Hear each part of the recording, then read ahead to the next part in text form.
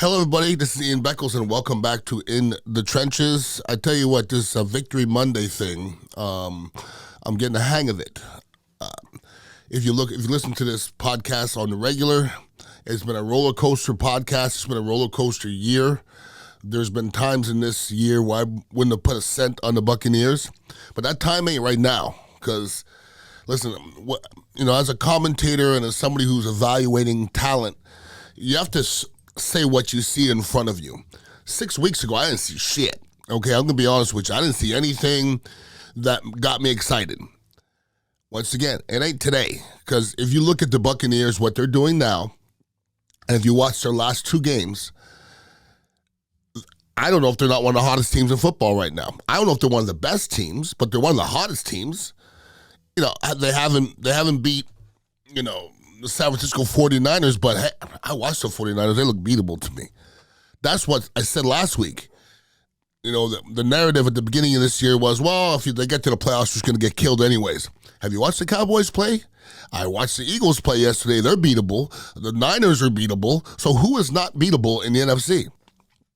The Bucs, once again, they're not world beaters by any means, the Buccaneers. But right now, they're playing some pretty darn good football.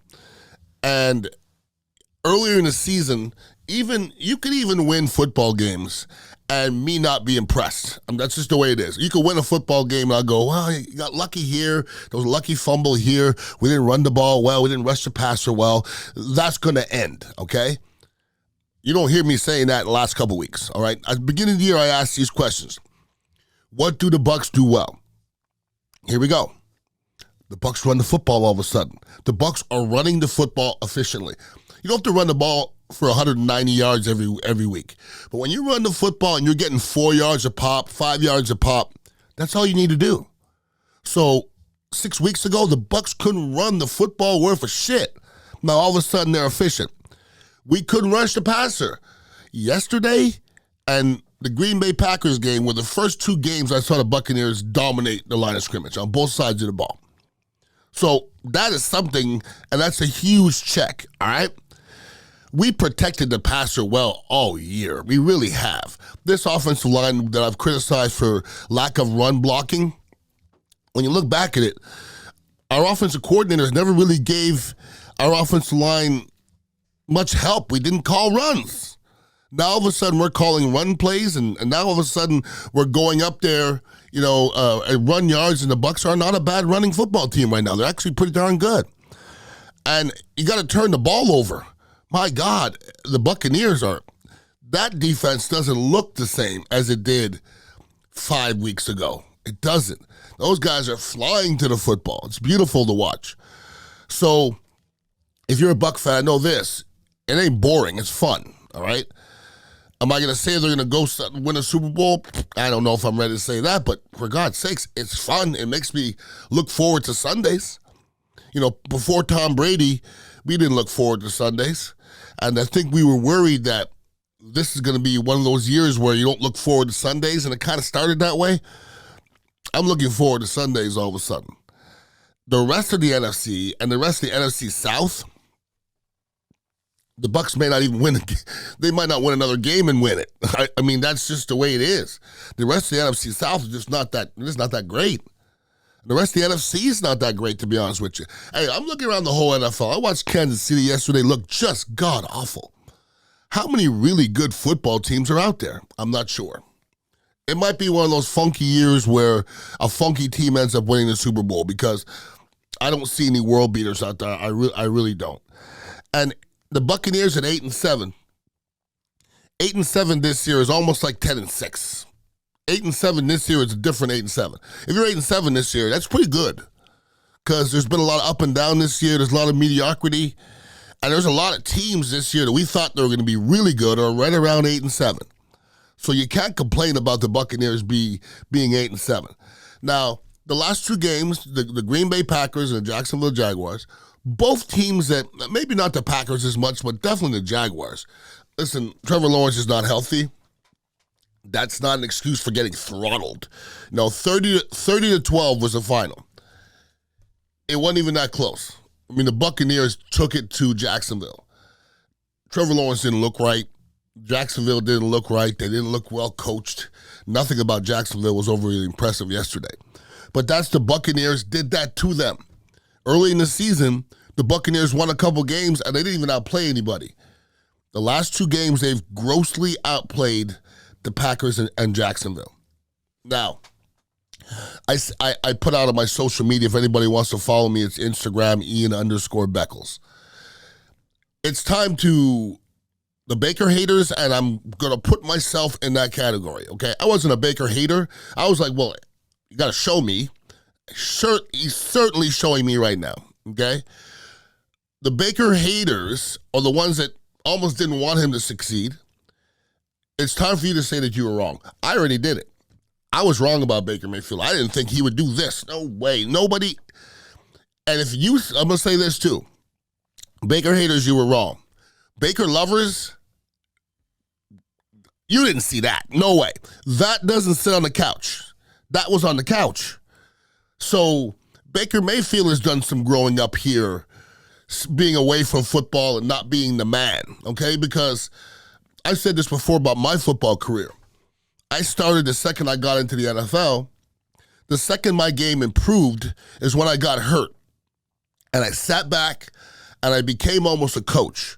And for 6 weeks, I watched football as a coach. You learn more. You realize that little steps are important. Angles are important. Little coaching points are important.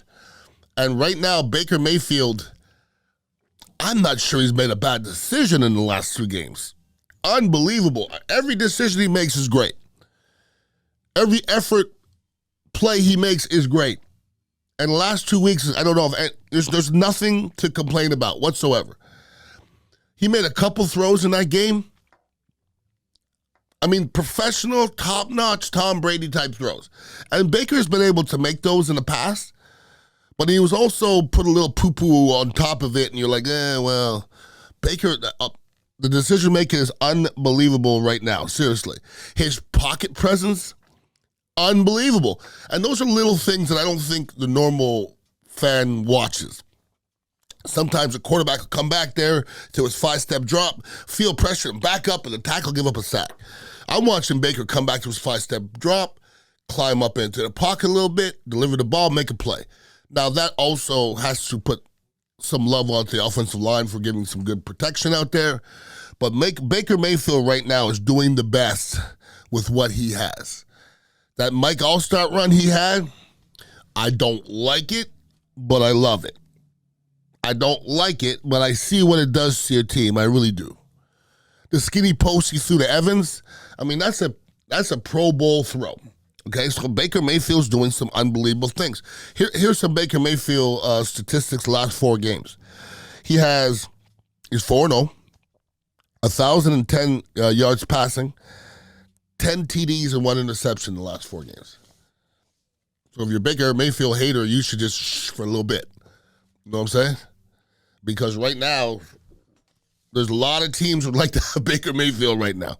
A lot. And that's the fortunate and the unfortunate part. Because at the end of this year, we have to make a decision. And in order to lock Baker up so he doesn't go somewhere else, you're going to give him the franchise tag and pay him $40 million, then how good does he look? Because there's a big difference between $4 million and $40 million. It's $36 million is the difference. So if Baker's making $40 million, maybe we wouldn't be bragging on him as much. But at $4 million, this guy's a steal of the NFL this year. That is for sure. So this is fun. This is fun. The Buccaneers are going to the playoffs. I can't believe I'm even saying that with 2 games left. If you go back 6, 7, 8 games ago, you think you'll be sitting here with 2 games left and say the Bucs are going to the playoffs? I didn't think that was mathematically possible, really, seriously. But that's the case. Offensively, I think we're seeing Dave Canales growing. We're seeing Baker Mayfield grow within the system. We're seeing other players grow as well. I'll be the first one to say I didn't really see much in Rachaad White, okay, at the beginning. Rachaad White, they're figuring out what he does well. And what he does well is he's explosive in open field. He's not a great running back, so to speak. When there's a hole, he can get what he can get. But he's not like that guy that's setting things up. He's not that guy. But you can get him an open field, man. Rachaad White he's winning me over, that's for sure. All right? And somebody must have gotten Rachaad White's ear at one point and said, stop stuttering. Stop stuttering. Just go, bro. Get the ball and go. Go. So Rachaad White looks fantastic. Baker Mayfield looks fantastic. Mike Evans looks like he hasn't aged one iota. Like, Mike Evans leads the league in touchdowns. How the hell does that happen this late in your career? Seriously. It's amazing. And this offense, under Dave Canales, is now getting comfortable. Now I can see they're comfortable. Baker's making adjustments. Offensive line is doing their thing. Offensive line is doing enough run blocking to keep them honest. And it's, like I said, it's fun. It's fun to watch. But offensively, it didn't flow early in the year. But that was because a lot of these guys were new, including Baker Mayfield, including Canales. But it looks much different now. Defensively, we also look like a different bunch. Okay, they finally put JTS on the bench where he deserves to be, and I said that a while ago. Okay, this defense is clearly better without him in there. You see that, right? We're better without JTS in there. Yaya Diaby now, who yesterday had 5 tackles in the second half. Go back and look to see when JTS had 5 tackles in the second half. You save your time. Yeah, I don't think he ever did. Ever. Yaya Diaby, who, by the way, is leading the team in sacks. Imagine the kid would have been out there to begin with. And a lot of people think I have a personal vendetta against JTS. I've never met the kid. I don't know anything about him. I just know he's not a great football player. Yaya Diaby is considerably better than JTS, Joe Tryon-Schwank. Okay, we're not going to debate that because it's not really a debatable thing at this moment. All right. Even on that reverse, Yaya Diaby, what a great play. Use your athletic ability. Cut him off. Last week, remember what we saw? We saw JTS get stuttered by a quarterback, and he took the corner and he scored a touchdown. It's enough. That's enough because it looks much better with Yaya in there. Devin White. I was all up in his ass last week, and I deservedly so. And I'm not going to get out of it because you play a fantastic game doesn't mean what you did in the past is good, bad, or indifferent. But that was one of those games you watch and you go, well, that's why. That's why somebody may pay him a lot of money. I don't know if it's the case because he does go up and down. Yesterday, Devin White was everywhere. There was 3 people on defense that were maybe 4. Yaya was everywhere as well. Antoine Winfield Jr. it seems like there's more than 1, okay? Levante David at times seems like there's 3, okay? So if you look at this team, there's pieces. There's pieces. If you gave me one more legitimate pass rusher, this team could do some good things. You don't hear anybody bitching about the defensive backfield when we have a good pass rush, right? Antoine Winfield Jr. yesterday, he had 2 sacks, interception, fumble recovery. That's a Pro Bowler, man. That's a Pro Bowl football player, period. The Jags had -3 yards rushing in the first half. You can't beat anybody on the road in that situation. Now, Carlton Davis was concussed. It didn't look good. The second it happened, I'm like, ooh, that's concussion. He just sat there, looked up in space, looking for something that wasn't there. So, I don't know. Antoine Winfield Jr. supposedly was slightly concussed. He passed protocol, but Carlton Davis, who can't stay healthy, I don't know if he's going to be in next week or he's going to have to go through the protocol and those kind of things like that. So, but as a whole, boy, you Buccaneer fans got to feel good about yourself, man, because it wasn't that long ago. It was woe is me, and let's just get this thing out and let's fire Todd Bowles. And at this point, I think the Buccaneers should sign off on Todd Bowles. That's as real as I can be. You have a brand new offensive coordinator. You have a brand new quarterback. You have a brand new.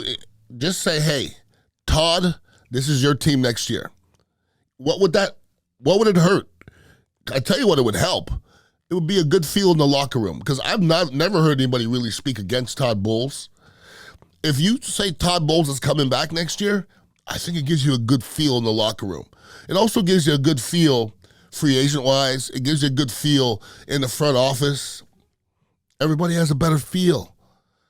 But I think right now they're still walking on eggshells. But if you look and see what Todd Bowles has done this year, I'm not sure he hasn't done the best job in the NFL. Like, I don't think he should win, Coach of the Year. But who's done a better? Right now, the Bucs are one of the hottest teams in football. They're not the most talented. They got some talent, but they're not the most talented. Tell Todd Bowles is coming back next year. Why not? Why not? We're not going to fire Todd Bowles next year. It's not going to. I don't see it happening. It'd be dumb. The Bucs have won the South 3 years in a row. What the hell are you going to fire him for? For what? Not like there's an abundance of talent here where anybody can come here and win.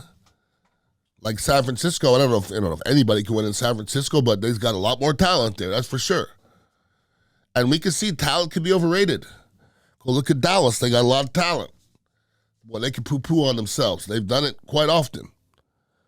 But this Buccaneer football team, when they weren't winning, we were asking where are the stars, and now they're winning, and we know where the stars are. The stars are right in front of us. We could name every person that we thought was a big part of this offense early in the season is now emerging as doing a little something. And they got guys like Mike Evans, who's timeless and doesn't get older. Baker Mayfield's playing out of his ass. You talk about who's overachieving. Baker Mayfield's overachieving maybe 10 times. Just about. We got to figure at the beginning of the year, if Baker Mayfield was a 20th ranked quarterback, we made out because when we got, and I said this more than one time, we got Baker Mayfield off the trash heap. That upsets somebody. That upsets somebody in social media. Why do you say that? He makes $4 million. I think they said he's the 38th highest paid quarterback in the league. 38th. There's 32 teams. That's trash heap.